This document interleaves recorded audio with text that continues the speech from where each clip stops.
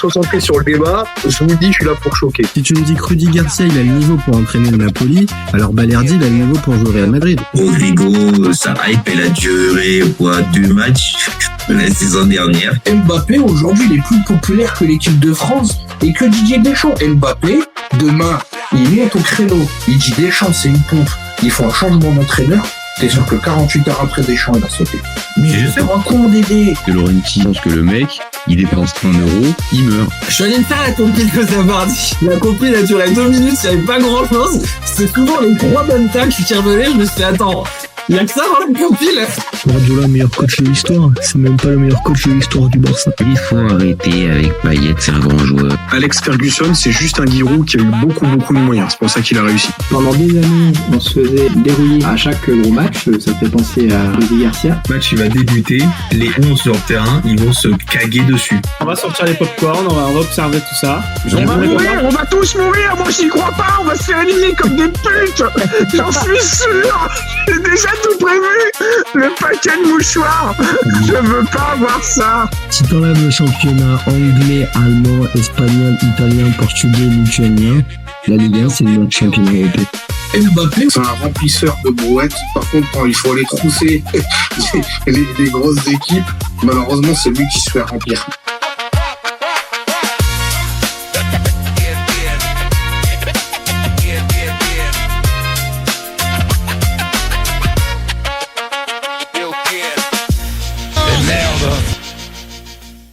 Salut à tous, super content de vous retrouver pour un nouveau débat du FC Copain Mondial 2026. Bon, on s'était pas trop trompé les copains. On s'était pas trop trompé dans la preview. On s'était pas gouré. On savait que nos amis catcheurs paraguayens, ils allaient nous pourrir le match. Ils ont réalisé ce qu'on attendait. Ils ont fait ce qu'on attendait d'eux. Alors évidemment, on pouvait espérer un peu de panache, mais c'était pas pour ce soir. Le panache paraguayen, il y a une autre signification que celui qu'on peut avoir nous peut-être en France ou dans d'autres pays. Bon, les copains, on y va.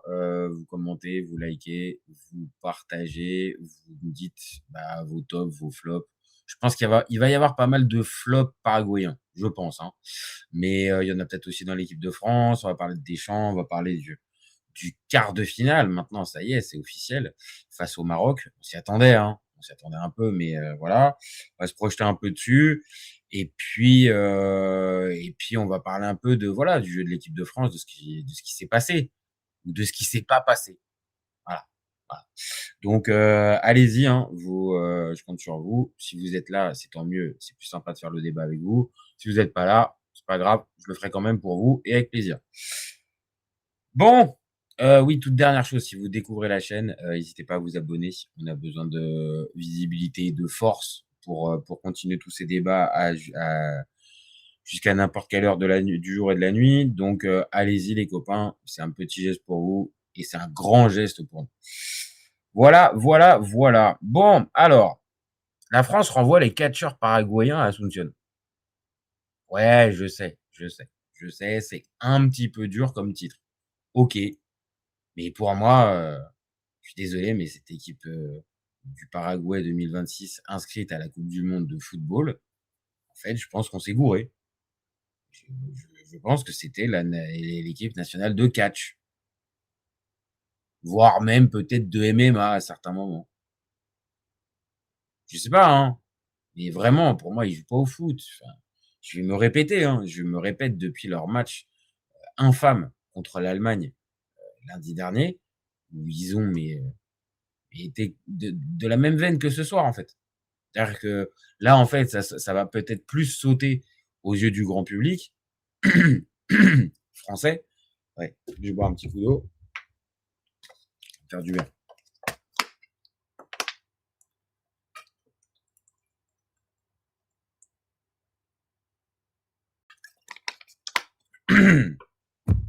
En fait, là, le grand public français, en tout cas, découvre et se dit, oh là là, mais c'est pas possible, mais c'est quoi cette équipe, mais c'est pas possible de faire des matchs comme ça. Non, mais les gars, ils ont l'habitude de nous faire ça tout le temps.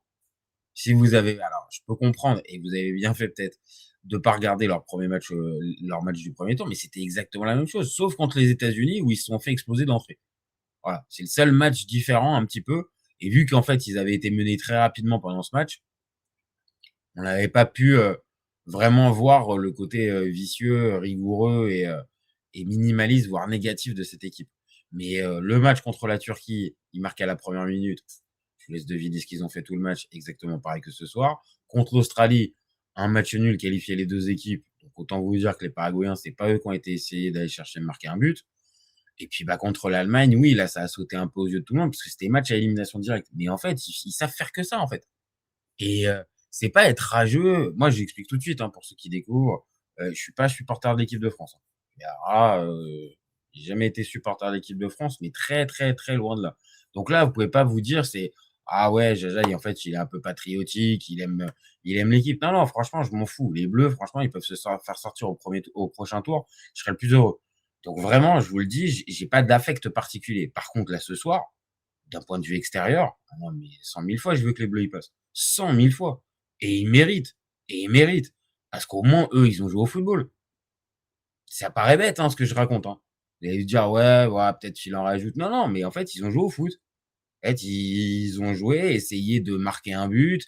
Ils n'ont pas compté, on va dire, sur la faiblesse de l'adversaire ou les lacunes de l'adversaire ou ouais, les points faibles de l'adversaire pour pouvoir faire leur jeu, en fait. Ils ont joué au foot. Et c'est ce qu'on attend normalement, on va dire, de toute équipe qui, là, se retrouve en 8e de finale de Coupe du Monde. C'est pas possible. C'est pas possible de proposer aussi peu. Cherche pas 24-29 qui dit bravo à la France. Oui, oui, franchement, même s'il y a que 1-0 ce soir, ils sont à féliciter. Ils sont à féliciter. Je viens de le dire assez bêtement et assez basiquement, mais je suis désolé, mais eux ont joué au foot. Donc à partir du moment où une équipe joue au foot, moi je suis désolé, j'ai quand même plus tendance à les féliciter. Et on en avait parlé tout à l'heure dans la preview, en disant bon, on s'attend évidemment à ce que nos amis paraguayens ils nous mettent le bus. Bon voilà, je vous l'avais dit et ça s'est confirmé dans les règles. C'est-à-dire que là c'est pas juste un positionnement, un schéma tactique et puis bon non mais en fait les gars ils ont bougé. Non, je préfère vous dire ils ont pas bougé. Et vraiment Enciso, qui est normalement un meneur de jeu, un joueur offensif, mais tout sauf un 9, il a joué numéro 9 ce soir. Donc c'est vraiment pour vous montrer à quel point ils ont poussé le délire, mais vraiment très, très, très, très, très, très loin. Mais vraiment très, très loin. Là, ils ont été dans la caricature de ce qu'ils pouvaient faire à ce niveau-là. Donc ça a marché un temps. Ça a marché un temps, parce que l'équipe de France a buté dessus, parce qu'ils n'arrivaient pas à trouver la bonne, on va dire la bonne carburation. Mais les gars, je partage le momentum. Je pense que on peut faire autre chose de plus clair. Et franchement, je pense qu'on peut compter les nombres de fois où il y a du vert pour le momentum paraguayen. C'est vraiment, et il y a 6 fois, 6 ou 7 fois, où en gros, pendant l'espace de 30 secondes, ils ont été dans le camp. Non, ils ont juste été dans le camp, ils n'ont pas été dans la surface ou tout ça. Donc après, bien sûr, ils ont réussi à tirer. Alors là, quand même, et Maignan a été obligé de faire un arrêt. Mais j'attire juste votre attention sur la possession. La possession de balle, c'est 24-76. Mais les gars, en fait, ils jouent pas au foot. Ils ont pas joué au foot, ils ont couru après le ballon. Ils ont couru. Et en même temps, en mettant des coups, et en même temps, en étant vicieux, en même temps, en essayant de temps en temps, mais alors vraiment de temps en temps, de jouer un peu au ballon. Et oui, comme n'importe quelle équipe, c'est cette équipe du Paraguay, si elle essaye un tout petit peu de jouer au foot, c'est pas dit qu'elle n'arrive pas à marquer des buts. Jusqu'à preuve du contraire, quand elle a joué un tout petit peu contre l'Allemagne, elle a réussi à marquer un but. Donc oui, ils peuvent jouer. C'est ça le pire. C'est qu'à la limite, on va dire, il y aurait que des manchots. Je caricature, mais il y aurait que des manchots devant. Bon, ok, tu te dis vraiment, il a une équipe tellement nulle. Bon, d'accord, voilà, je peux entendre. Mais comme je l'ai dit, Enciso, même Sanabria, je le connais, On suit la Serie A sur le FC Copain à bloc depuis des années. Sanabria, on l'a déjà vu. C'est pas ok. Je suis pas en train de vous dire que c'est la réincarnation de Gerd Müller, mais c'est quand même pas non plus un attaquant de DH. Donc tu peux jouer avec ça devant. Et tu mets Enciso à ses côtés, t'inquiète pas, ça peut te bouger une défense. Maintenant, c'est tellement omnubilé par le prisme du replacement, du attention le déséquilibre, attention. Franchement, si je suis supporter paraguayen, alors peut-être que j'ai pas la ref et que les supporters paraguayens, ils sont à bloc derrière ce foot. Quel cas, force à vous, hein. Force à vous parce que vous savez pas ce que c'est que le vrai foot. Je suis désolé, mais ça fait un peu hautain, mais c'est la réalité. C'est pas du vrai foot, ça. Là, c'est pas du football, ça. Je suis désolé. Je regarde du foot depuis plus de 35 ans. Je vous dis, ça, c'est pas du football. Ça, c'est au mieux du catch. Et voilà. Et performance, hein. Et performance, hein, parce que les copains, dans cette histoire, on pourrait se dire, bon, bah, ok, ils ont défoncé pendant tout le match leur adversaire. Bon, bah alors, ça a dû se terminer quoi? À 10 contre 11, à 9 contre 11? Non, non. Alors, non seulement il n'y a pas eu de rouge, mais les copains, je vous invite à regarder tout en bas. Les cartons jaunes, c'est les bleus qui les ont eus. C'est les bleus. C'est pas le Paraguay. Donc, quand je vous dis que vraiment, ce match-là, mais n'importe quoi, n'importe quoi. Et cette équipe, mais c'est vraiment n'importe quoi. C'est que vraiment, en plus, elle a pu compter sur, alors je dis pas l'appui de l'arbitre, hein, parce qu'il faut se détendre, mais elle a pu en plus compter sur une indulgence assez coupable de l'arbitre. Ah non, mais c'est pas possible. Si tu leur donnes ça en plus, mais là vraiment, tu te récupères un match, mais qui est atroce. Parce que désolé les copains, hein, peut-être que vous, supporters de l'équipe de France, vous avez vécu le match, on va dire avec tension, avec il y avait du suspense, de la pression, je comprends. Ah, moi, je vous le dis, je regarde ça, moi, toute cette Coupe du Monde, je la regarde dénuée de ça. Donc là, j'ai regardé un match de foot, et comme je le dis depuis tout à l'heure, en fait, j'ai vu une équipe qui a joué au foot et une autre qui a joué à autre chose. Donc franchement, même sur le spectacle qui est renvoyé, je sais bien qu'ils s'encarrent, ils s'en tamponnent complètement les Paraguayens. Mais franchement, mais alors peut-être que ça leur fait kiffer d'être seul contre tous. Mais là, vraiment, tu provoques aucune adhésion, en fait. Tu provoques aucune affection vis-à-vis de ton équipe. Tu provoques aucun sentiment de ah ouais, j'ai envie d'être comme eux. Bah, franchement, un gamin qui suit le foot, t'as envie de dire ouais, vas-y, t'as envie de devenir Gustavo Gomez. Franchement, t'as envie de le flinguer, t'as envie de lui flinguer son avenir au gamin. Je suis désolé, hein. Mais c'est pour moi cette équipe-là, mais sans déconner, c'est la négation du foot. J'en reviens et c'est même horrible parce que vous voyez depuis le début de ce live, je parle plus que de l'équipe de France, alors que c'est l'équipe de France le plus important. Je vous rassure, on va rebasculer dessus, hein. Mais vraiment, cette équipe, elle est mais tellement insupportable. Thomas Rabiou qui nous dit France v6 Paraguay, le débrief, les rangs. Écoute, bravo à la France, toi aussi tu nous dis Thomas Rabiou. Eh ben écoute, oui, oui, bravo à la France, hein. On va leur dire bravo, hein, mais pour moi c'est même pas que ça en fait. C'est même pas que bravo parce qu'ils se sont passés. C'est parce qu'ils ont réussi à battre cette équipe d'anti-football. Donc c'était un test. Heureusement et pour nous et puis pour l'équipe de France aussi, elle aura plus à jouer jouer ce type de match parce que ça soit là le prochain tour le Maroc ou que ça soit au prochain tour les équipes qui sont encore concernées, c'est-à-dire Espagne, Portugal, États-Unis, Belgique, il n'y en a pas une seule qui joue comme le Paraguay. Donc on peut au moins être sûr là-dessus, c'est que l'équipe de France, elle va plus avoir à rejouer ce type d'adversaire. Par contre, oh là là là, vraiment loin de nous, hein. Loin de nous cette équipe, hein. Vraiment et qu'elle reste et puis qu'il pleure parce que il pleurait à la fin du match. Je comprends, ouais, je comprends. Mais alors, par contre, je vous le dis, je suis pas ému une demi-seconde. Et je vais pas faire la phase. Je me nourris je me désaltère avec leurs larmes, mais pas vous mentir, hein. Si ça, c'est une bouteille remplie de larmes de Paraguayens.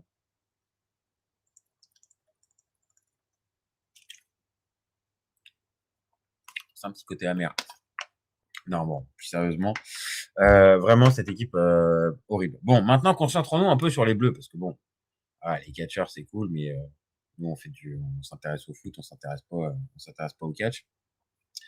Donc l'équipe de France, elle se sort d'un guêpier, hein, parce que je le dis depuis tout à l'heure, vu l'équipe rencontrée, fallait s'en sortir de ce match-là. Et ils ont réussi, on va dire assez, je vais pas dire assez facilement, parce qu'il a fallu attendre le péno, la deuxième mi-temps et tout ça. Mais vraiment, est-ce que vous avez vraiment cru à un moment donné que l'équipe de France allait pas trouver la solution? Moi, j'y ai pas cru. Alors oui, peut-être que je pensais que l'équipe de France, et je l'avais dit dans la preview, allait peut-être marquer plus rapidement. Mais perso, moi, j'ai pas douté, hein, même avant le penalty de Mbappé. Pour moi, c'est clair. Ils vont finir par faire une connerie. Et là où, pour moi, l'équipe de France a vraiment montré des qualités importantes, c'est que, après, je crois avoir entendu ça de la part de Mbappé à la fin du match, c'est que, très clairement, on a senti qu'il y avait l'option, décidément, qu'il n'y avait pas l'option, il y avait l'obligation, surtout, de ne pas répondre aux provocations, de ne pas être dans l'invective, de pas répondre, tout simplement. Et on a bien vu, ils ont quasiment réussi le sans faute. Maintenant, pour l'arbitre ouzbek, ça valait 3 cartons jaunes. Bon. Adspi, c'est la première fois où j'ai pas de peine pour une équipe qui perd. Ouais, bah si c'est ça, ouais, hein, je pense on va être d'accord, Adspi. Adspi, je sais pas. Non, clairement, on leur souhaite vraiment, hein, de plus revenir dans un tournoi international. Vraiment, juste. Cette équipe-là, avec cette mentalité-là. Parce que peut-être avec un autre coach, peut-être que ça peut être un peu mieux. Après, on connaît les Paraguayens, mais vraiment, cette équipe-là, non. Elle provoque aucune émotion, à part des émotions négatives.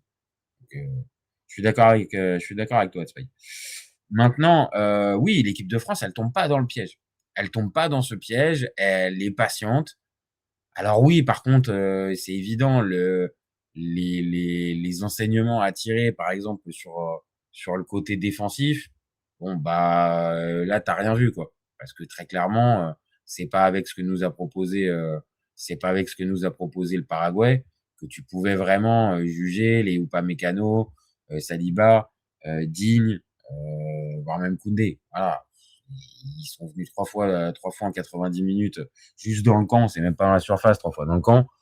Bon, qu'est-ce que tu veux, arriver à évaluer ça? Et derrière, oui, bah, je l'ai dit, le fameux bloc bas, c'est le bloc du sous-sol, hein.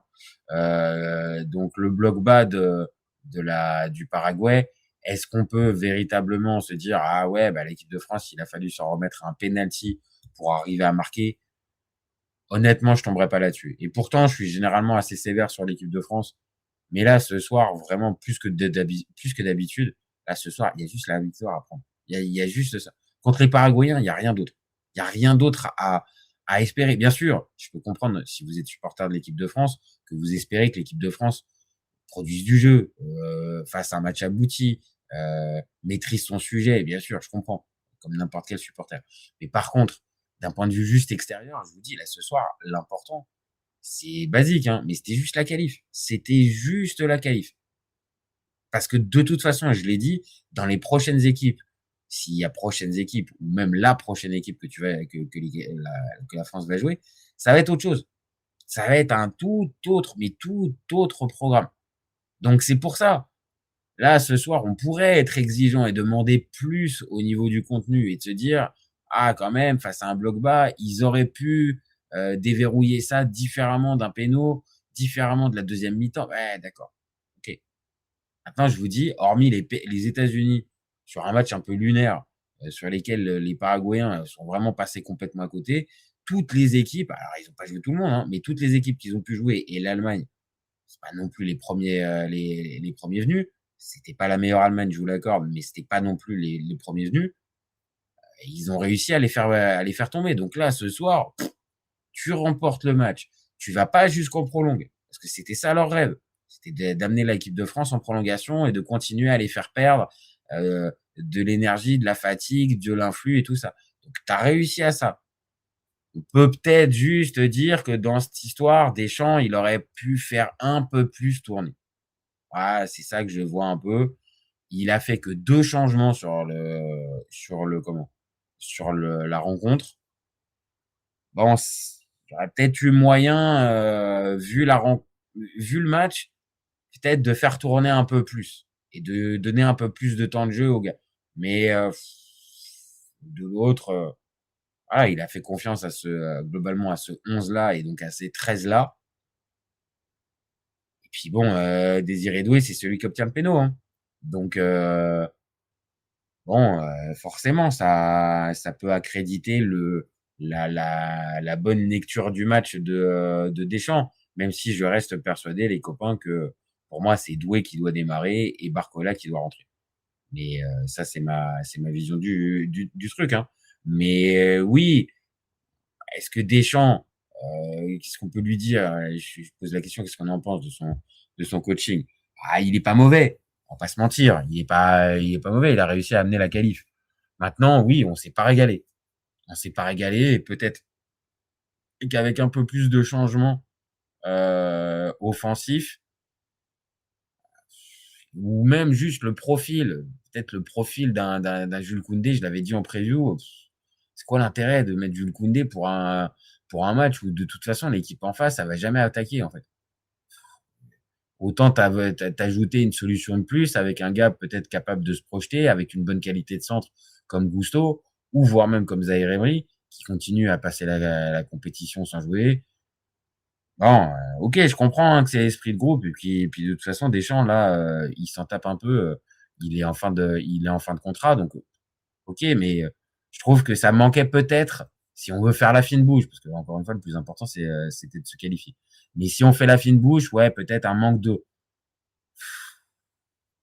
d'audace, peut-être un peu chez Deschamps quand le match s'enlise un peu, mais bon, sur ce type de match-là, j'ai pas envie d'être exigeant avec lui. Vraiment, j'ai pas envie. Cherche pas qui nous dit Gomez, Almiron, Alonso, Gil, Gomez, Caceres, Velasquez. Apparemment, le Paraguay a joué avec des Paraguayens. Et ça, c'est stylé. Bah ouais. Ah ouais, non, mais les noms, ils sont stylés, hein. Par contre, ce qu'ils te proposent sur le terrain, ça, c'est quand même autre chose, hein. Mais oui, sur le papier, je te repartage la compo, mon copain. Il y avait du Paraguayen pur jus. On va refaire, hein, Gilles, Alonso, Alderete, Gómez, Velázquez, Cáceres, Almiron, Gararza, Cubas, Gómez, Enciso. Ah ouais, là, franchement, tu sens que c'est du 100% paraguayen. Et alors, par contre, dans le jeu, on se régale pas, hein. Cela assiste. Salut, pour moi, la clé tactique, c'était Désiré Doué. Deschamps lui a demandé d'attaquer la zone rouge grâce à ses dribbles, ce qui a fini par provoquer le penalty décisif. Ah, j'aime bien ça. J'aime bien cette lecture-là. Alors, à la limite, peut-être que tu as raison. Slash assiste. T'as peut-être raison. Peut-être que c'était une idée de départ de la part de Deschamps, de mettre plutôt Barcola au départ et de faire rentrer à partir de l'heure de jeu un Désiré Doué qui est beaucoup plus à l'aise dans les petits périmètres, même si Barcola, ça va, c'est pas non plus qu'un tout droit, mais il est plus à l'aise dans les petits périmètres. Et avec la fatigue aidant, ouais, peut-être. J'aime bien, en tout cas, j'aime bien cette lecture-là. Et là, auquel cas, je réhabiliterai un petit peu le choix de Deschamps, qui a été de prendre ce choix-là. De toute façon, je le dis, ce soir, on peut pas être exigeant avec Deschamps. Vraiment, hein. Si vous voulez, pour le match contre le Sénégal, on pouvait l'être. Pour le match contre la Norvège, on pouvait l'être. Voire même contre la Suède, on pouvait l'être aussi. D'accord, ça, je veux bien entendre. Par contre, là, ce soir, comme on a dit, face à une négation du foot, voilà, ce qu'on demande, c'est de passer, et t'es passé. Donc, pour ça que l'équipe de France, là, ce soir, c'est aussi ça qui est chiant dans ce type de match, hein, désolé, hein, mais c'est qu'au final, tu peux pas tirer beaucoup d'enseignements, en fait. Tu peux pas en tirer beaucoup parce que, au final, ce qui t'a été proposé par l'adversaire, est tellement atypique et à certains endroits pour l'aspect défensif français tellement faible que t'as rien à retirer en fait. T'as rien. Est-ce que ce soir Saliba et ou Upamecano ils vont se regarder en se dire ah, putain c'est cool hein, on n'a pas pris de but hein.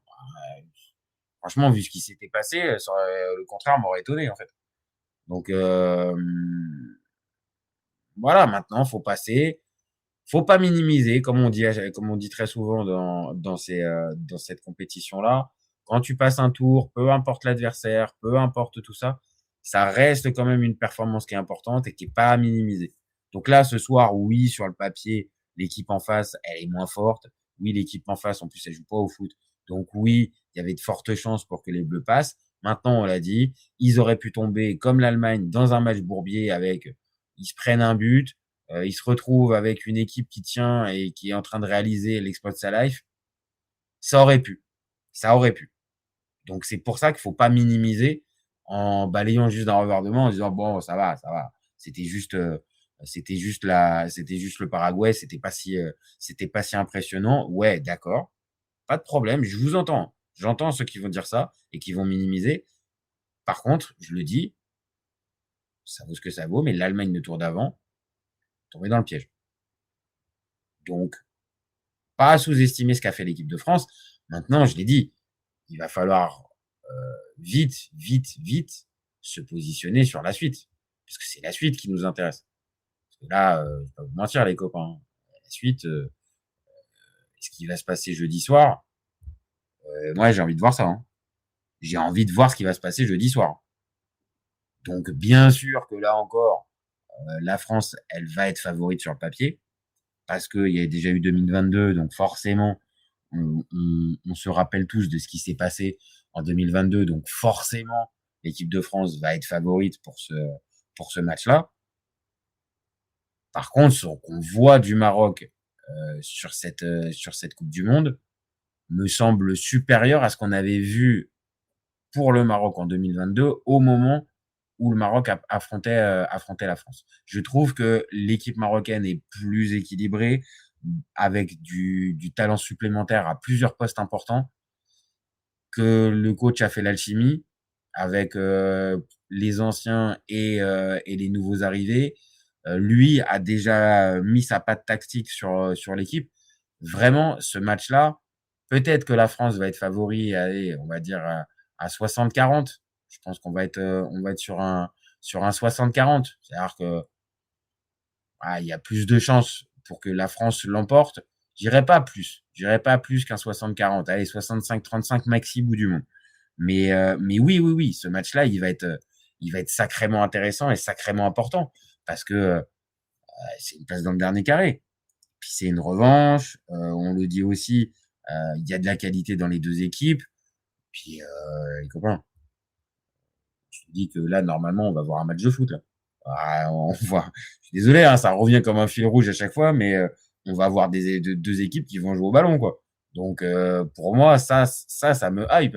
Maintenant, oui, peut-être que pour l'équipe du Maroc, cette équipe de France, elle arrive un peu tôt dans la compétition. Maintenant, tu es déjà en quart. Hein. Donc, en quart, tu vas plus forcément jouer que des sparring partners. Hein. Ça, c'est terminé. Mais peut-être que il aurait fallu les affronter en demi et qu'il aurait fallu attendre de voir la France peut-être perdre un peu des plumes pour les Marocains. C'est vrai que sur le papier, l'équipe de France semble favorite. Ça paraît clair. Maintenant, je pense que le Maroc a beaucoup d'arguments à faire valoir et beaucoup de secteurs où ils peuvent vraiment faire plus qu'emmerder l'équipe de France. Maintenant, c'est une montagne hein, pour l'équipe du Maroc. Hein. On fera la preview dans quelques jours avec Reda. Mais oui, jeudi, je dis pas un Everest, parce qu'il faut pas abuser non plus, mais c'est quand même une grosse montagne à monter, hein, à gravir, hein, pour le Maroc. Mais, sur le papier, c'est sacrément hypant. Vraiment, j'ai vraiment hâte de voir, ça.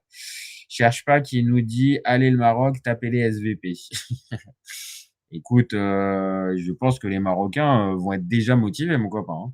Je pense que à ce niveau-là, la motivation pour les joueurs, elle est présente. Maintenant, jusqu'où cette motivation peut t'amener, ça, là, j'avoue, j'en sais rien. Maintenant, si on fait juste un petit point sur le tableau, bon, bah, sur le tableau, on a notre France-Maroc.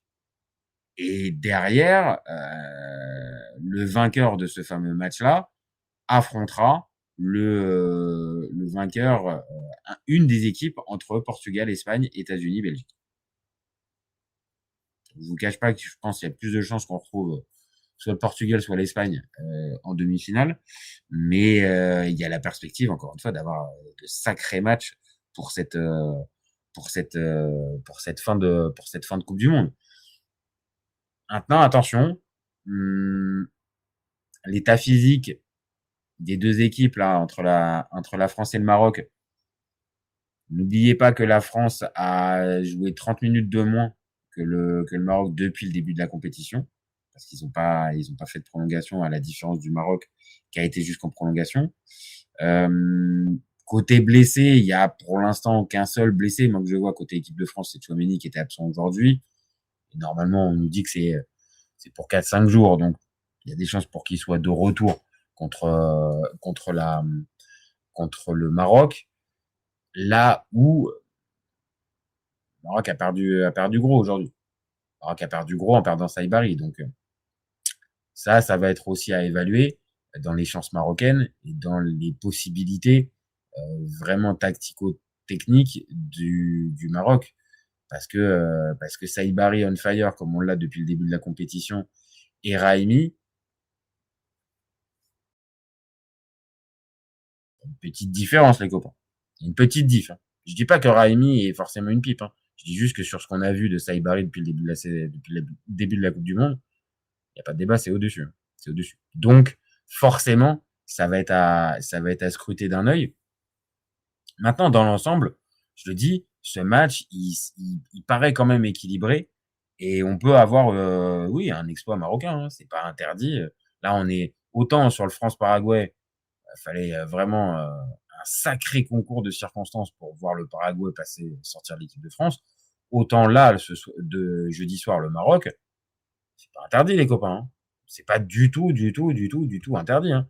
Donc on va voir ce que nous réserve ce quart de finale. Mais là, déjà, on a 2 équipes supplémentaires qui nous ont quittés. Les Canadiens, à qui on fait un bisou chaleureux parce que vraiment, eux, ils ont joué le jeu jusqu'au bout, quitte à se prendre un 3-0, mais ils ont joué le jeu. Et par contre, comme je l'ai dit tout à l'heure, on ne remercie pas. Et c'est même pas moi hein, qui remercie pas. Hein. C'est plus général. Hein, c'est carrément, tout simplement, c'est le football qui remercie pas le Paraguay. Hein. C'est le football qui dit non, en fait, arrête de me salir. Arrête de me salir à dire que tu joues à ce jeu-là. Donc après, je sais pas. Hein, peut-être, j'ai pas les refs, hein, mais peut-être que du côté d'Asunción, les écoles de football, elles ont été brûlées, hein, et que depuis, c'est un Tipeee. Hein. J'en sais rien. Hein, je sais pas. Hein, peut-être que c'est une zone blanche les écoles de foot. J'en sais rien.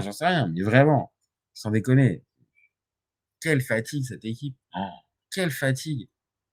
Envie d'arrêter le foot. Vraiment, quand tu les regardes sur un terrain, ces gars-là. Mais heureusement, ça y est, c'est terminé. Notre supplice est terminé. On va pouvoir se concentrer vers ces quarts de finale qui sont beaux. Et puis, attendez, là, on parle des quarts de finale. Oui, très bien. Pas de souci. Mais bon, on va déjà terminer les 8e. C'est pas parce que la France, elle est passée que c'est terminé. Hein. Demain, je rappelle qu'il y a un joli, même un très joli Brésil-Norvège et un Angleterre-Mexique. Je rappelle que lundi, on a États-Unis-Belgique et Espagne-Portugal. Et en guise de cadeau final, on termine avec Colombie-Suisse et Argentine-Égypte. Franchement, ça va. Il y a quand même de quoi avoir du jeu. Hormis nos amis égyptiens qui peuvent être aussi un petit peu dans le côté paraguayen, bon, on n'a que des équipes qui jouent. Hein. Parce que les États-Unis, ça joue, la Belgique, ça joue, le Brésil, ça joue, la Norvège, ça joue, l'Argentine, Bon, on va se dire que hier, ils ont pas joué, mais bon, normalement, ils vont jouer. L'Espagne, ça joue. Le Portugal, ça joue pas ouf, mais ça joue quand même. L'Angleterre, pas ouf, mais ça joue. Le Mexique, on est surpris, mais ça joue. La Colombie, ça joue carrément. Et la Suisse, pas dingo, mais ça joue quand même. Donc, vraiment, c'est bien, là, ce soir, cette première salve de huitième de finale, elle commence à nous mettre dans l'ambiance. Maintenant, on n'était pas avec les plus grosses affiches. Je vous le dis très honnêtement, Maroc-Canada et France-Paraguay, c'était déséquilibré sur le papier. On va pas se mentir, on a essayé d'inventer un peu un suspense en se disant ah attention les Paraguayens, attention les Canadiens. Ouais d'accord. Bon, je pense que tous là, tous autant que vous êtes sur le live et qui verront cette vidéo sur MPP ou dans vos paris, je présume que vous avez mis et le Maroc et la France. Donc on va pas faire les étonnés ce soir. C'était plutôt attendu ce qui s'est passé. Par contre, si vous pouvez me dire avec certitude, vraiment avec certitude, l'identité des deux équipes qui se qualifient demain dans la journée entre Brésil et Norvège et Angleterre-Mexique, bah, je veux bien parce que là, pour le coup, il y a des vraies bonnes cotes et des vrais bons points à récupérer sur MPP. Donc, si vous avez des tuyaux, je vous écoute, les copains. Mais vous m'avez compris. Si je vous dis ça, c'est que demain, on a 2 matchs beaucoup plus indécis. Et on en a plusieurs des matchs indécis. Je vous les repartage si vous vous en rappelez pas. Mais on a bien évidemment le Brésil-Norvège que je vous dis demain. On a le Angleterre-Mexique aussi. Mais le États-Unis-Belgique, franchement, super compliqué d'arriver à dire qui est favori là-dedans. Espagne-Portugal, bah, bon courage les copains pour trouver le favori. Et Colombie-Suisse, on est sur la même veine. Et même, je vais vous dire, le Argentine-Égypte sur le papier, et l'Égypte qui va normalement se faire étrier. Mais comme j'ai dit, quand on voit ce que nous ont proposé nos amis argentins, il y a de quoi ne pas être forcément ultra serein et ultra sûr de la victoire de l'Argentine. Donc vraiment, j'ai envie de dire qu'à partir de demain, ouais, on rentre un peu plus dans le vif du sujet des matchs indécis de cette Coupe du Monde. Et on va pas se mentir, on aime bien regarder un Canada-Maroc qui se termine par un 3-0. On aime bien voir un France-Paraguay qui se termine par un 1-0 avec le scénario. Mais on préfère quand même un peu plus d'émotion et peut-être un peu plus de renversement de situation, d'équipes qui arrivent à taper un momentum, enfin voilà, c'est de ça qu'on a besoin aussi. Et là, ce soir, il y avait l'incertitude de jusqu'à quand les Paraguayens vont tenir, ok. Et il y avait combien de temps vont tenir les fameux Canadiens dans leur pressing. Bon, ça fait quand même des questions foot qui sont pas très élevées et qui sont pas très compliquées quand même. Je me permets. Jean-Michel Fion, encore un Diodo. Pourquoi encore un Diodo? Je comprends pas. J'ai pas pigé. Laouni qui nous dit, va y avoir des surprises, vive Diodo. Oui, il va y avoir des surprises. Ah, pour l'instant, sur ces huitièmes, on n'en a pas de surprise. Comme je viens de le dire, on est sur des trucs attendus. Hein. Que ça soit le Maroc qui passe contre le Canada, voilà, je viens de le dire, on s'y attendait tous. Et France-Paraguay, on s'y attendait. Et sur les 6, pour te répondre, Laouni, en fait, vu que pour moi, ils sont très indécis, même le Argentine-Égypte, au vu de ce qu'on a vu de l'Argentine, pour moi, ils sont très indécis. Donc, je sais pas s'il va y avoir des surprises vu que c'est indécis. Mais je comprends ce que tu veux dire. C'est-à-dire, il y a peut-être des nations peut-être un peu fortes, peut-être le Brésil qui peut se faire sortir par la Norvège, par exemple. Et ça pourrait être considéré comme une surprise. Mais sur ce qu'on voit, Brésil et Norvège, franchement, c'est sur un pied d'égalité depuis le début de la Coupe du Monde. C'est sur un pied d'égalité. Hein. Angleterre et Mexique, bah oui, évidemment, Angleterre sera favorite parce que le statut, tout ce que tu veux. Mais franchement, quand on voit le Mexique, est-ce que ça serait une surprise? Je suis même pas sûr. Comment il s'appelle Espagne, Portugal. On est encore sur un match où si l'une des deux équipes sort, est-ce qu'on pourra dire que c'est une surprise? Bah oui et non quoi. Le Portugal qui sort, oui, ce sera une surprise, mais l'Espagne qui sort sera tout autant une surprise. Donc pour moi non. Là, les vraies surprises qui auraient pu se passer, c'était ce soir. C'était le Canada qui aurait fait choquer le Maroc ou le Paraguay qui fait choquer la France. Mais vu que c'est pas ce qu'on a eu, bon bah voilà, hein, on va pas pas se mentir, oui, on est resté sur la logique qui a été respectée. Et on va pas se mentir, moi je vais même être très honnête, pour la chaîne, je vous cache pas qu'un France-Maroc, c'est plutôt cool.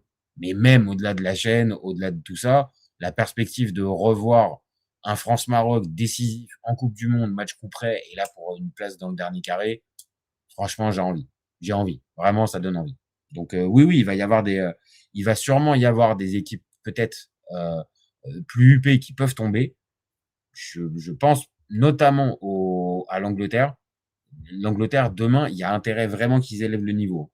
Parce que vraiment, contre le Mexique, hop, hop, hop, hop, hop, hop, hop, hop, hop. Je sais pas si les Mexicains seront capables de reproduire le même match qu'ils ont fait contre l'Équateur, mais s'ils refont la même, je prédis pas grand chose pour les Anglais.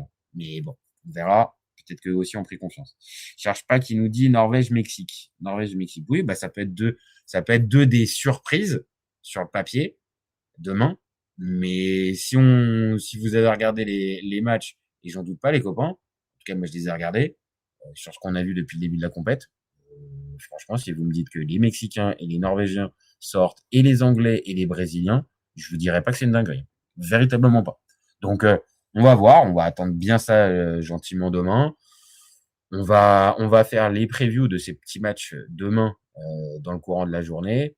Et puis, comme je l'avais dit, c'est ce matin pour le débrief du Colombie-Ghana. Là, comme on arrive à un rythme où il y a moins de matchs par jour, on va pouvoir aussi faire un peu plus de débats plus larges que les simples débriefs sur la Coupe du Monde. Donc, se poser un peu les questions, les déceptions, les flops, ce qu'on a aimé, ce qu'on n'a déjà pas aimé, dire à mi-parcours. Et il y a d'autres problématiques, l'arbitrage, le niveau des équipes africaines, le niveau des équipes européennes. Il y a pas mal de choses à évoquer, et on va le faire là à partir de demain. C'est l'idée sur la chaîne, pour que on puisse élever un peu le débat. Bien sûr, les débriefs et les previews, ils sont importants parce que c'est aussi ça qui nous fait, on va dire, regarder les matchs. C'est-à-dire, de se lancer un peu avant le match en disant, moi, je vois ça. Et puis, évidemment, l'après-match avec, t'as vu ce qui s'est passé? Évidemment. Mais essayer d'élargir un petit peu le débat avec d'autres problématiques qui se dépassent juste le débrief ou la preview. C'est en cours, et ça sera à partir de demain sur la chaîne. Voilà, les copains. Moi, je vais m'arrêter là. Il y a 42 minutes de live. Je pense que j'ai fait plus ou moins le tour, sauf si vous avez des questions, sauf si vous avez des interrogations ou des trucs sur lesquels vous voulez rebondir. Mais je pense que là, sur ce France-Paraguay, bon, je me suis défoulé, ça m'a fait du bien.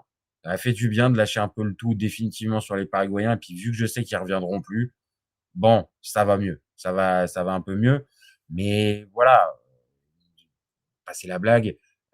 Ce match-là, on peut pas retirer grand chose. D'ailleurs, je vous donne juste, avant de terminer, la note du match. Et ça, c'est principalement de la faute des Paraguayens, mais bon, moi, c'est moins que la moyenne. Hein. C'est 4. Hein. Franchement, on s'est fait chier. Hein. C'est ennuyé fort. Donc, voilà, c'est la fin pour ces Paraguayens. On leur dit pas merci, et on leur dit pas au revoir. Voilà, barrez-vous. Mais voilà, à force de salir les matchs, ça peut aussi, je dis pas pour l'opinion publique forcément, parce que c'est pas que l'opinion publique, mais c'est vrai que là, aller faire la pub du football à quelqu'un qui n'aime pas le football et qui s'est tapé cette purge.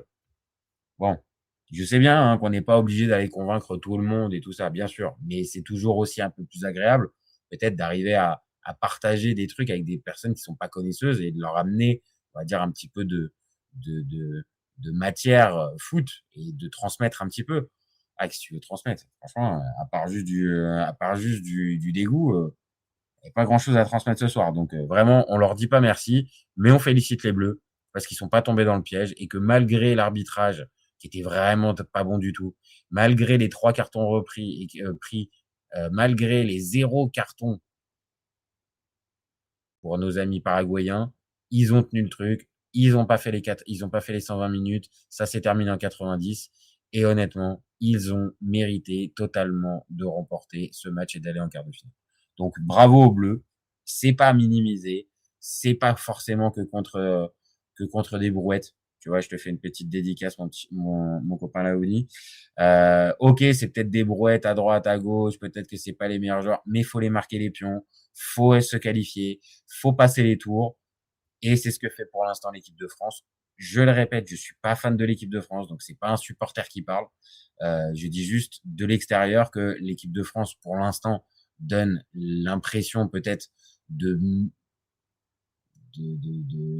vraiment maîtriser tous ses adversaires. Mais j'oublie pas que, par exemple, une Espagne n'a toujours pas encaissé de but. Peut-être que le pédigré des équipes rencontrées était moins fort. N'empêche que l'Espagne aussi a fait pour moi forte impression. Mais pour l'instant, et je reparaphrase de ce que nous dit LOS El Padrinote, qui est pas là ce soir, mais qui verra sûrement ce live, l'équipe de France en 2026, c'est des Avengers. Franchement, quand tu vois le niveau du 11 et de la liste de 25, franchement, Deschamps, il n'a pas le droit de se louper. Vraiment. Je sais que c'est facile à dire, mais vraiment, il a le meilleur effectif de toute la compétition. Vraiment. Bon, voilà les copains. Moi, je m'arrête là. Donc merci à tous d'avoir suivi et d'avoir participé. Merci particulièrement à Laouni, mon copain. Merci à toi. Merci à Cherche pas. Merci à Jean-Michel Fion. Très joli, très très joli pseudo.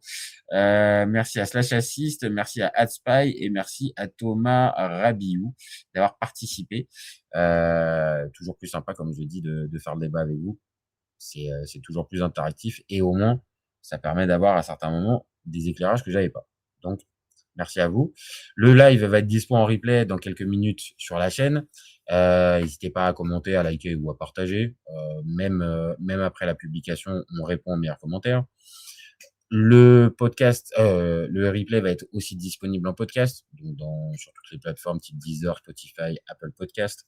Donc allez-y, abonnez-vous. On a besoin de ça, je le répète à chaque fois, mais c'est pas pour vous saouler, c'est juste pour continuer de grandir et continuer d'avoir un peu plus de visibilité et pouvoir proposer encore plus de débats à n'importe quelle heure du jour et de la nuit. Donc allez-y les copains, je compte sur vous.